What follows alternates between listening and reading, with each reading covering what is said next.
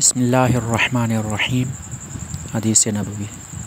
हज़रत आयशा रज़ी अल्लाह अन्हा बयान करती हैं, रसूलुल्लाह सल्लल्लाहु अलैहि वसल्लम ने कोई काम किया, फिर आपने उसमें रुख़्सत दे दी तो कुछ लोगों ने रुख़्सत को कबूल करने से इज्तिनाब किया।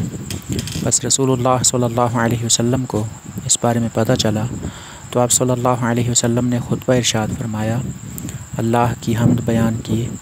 फिर फरमाया, लोगों को क्या हो गया कि जो काम मैं करता हूँ वो उससे दूर रहते हैं। अल्लाह की कसम, मैं अल्लाह के मुताल्लिक़ उनसे ज़्यादा जानता हूँ और उससे उनसे ज़्यादा डरता हूँ। हदीस मज़कूरा का मफ़हूम ये है कि रसूलुल्लाह सल्लल्लाहु अलैहि वसल्लम ने जिन मामलात में रुख़्सत का इरशाद फरमाया है, यानी जिन मामलात में इस्लाम में हमें कुछ नरमी अता फरमाई गई है, तो हमें उस नरमी का फ़ायदा उठाना चाहिए।